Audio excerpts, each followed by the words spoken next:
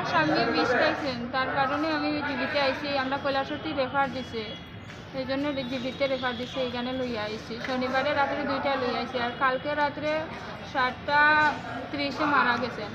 তারপরে এখান থেকে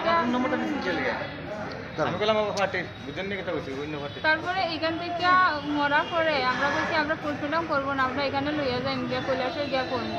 তারা স্যারে কইছে ওই তো না, এখানে পোস্টমর্টম করতে লাগবো। স্যারে কারে খবর দিচ্ছে, তারা গিয়ে আনবো গিয়া বডিটা। এরপরে 2জন পুরুষ লোক গেছে, গিয়ে এখান থেকে বডি আনছে, আমরাও আনছে। আনিয়া ও আড়াইয়া রাখছে কোন জায়গা হারাইয়া কইছে তারে টেকা দেওয়ানের লাগিয়া 500 টাকা দেওয়ানের লাগিয়া হে মানে সব কিছু করিয়া দিব। ও মেতর যেন আছে, ও মেতরটায় নাম কি নাম জানি না। কিরকম দেখতে? কিরকম? একটু বাট্টি করি আর কালো মোটা করিয়া। আপনার মানে পরিবারের তরফ থেকে জানানো হয়েছে ওর নাম কি বিজয়, মানে জিবি মানে ডুমের কাজ করে। এই 500 টাকা নিছে আপনারা? কি কইয়া নিছে আপনাদের? কইছে হে মানে সব কিছু আপনারা হেল্প করিয়া দিব, কালকেরটাও করবো, আজকেরটাই সব হেল্প করিয়া দিব। আপনার লগে ছেলে লোক নাই, সব হেল্প করিয়া আমরা একবারে গাড়ি উড়ি ধরাইয়া দিব। হে যেহেতু আজকে পোস্টমর্টম হইছে, এরপরে তারে আমি কল দিছি আজকে। হেউটা কইছে হে তো অন ডিউটিতে আছে, হে এটা করতে পারতো না। এখানে স্যারের কথা কইতাম আর ডাক্তারের কথা কইতাম, তারা সব কিছু করতে পারবে।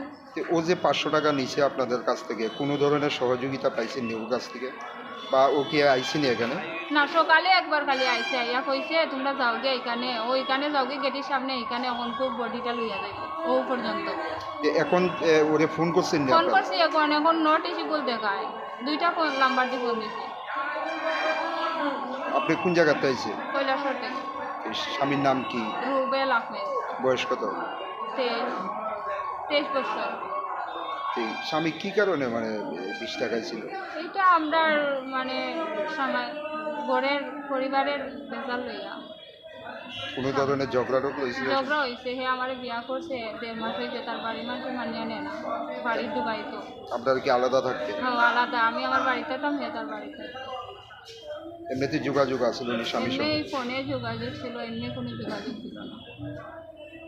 আপনার নামটা কি? তসলিমা বেগম।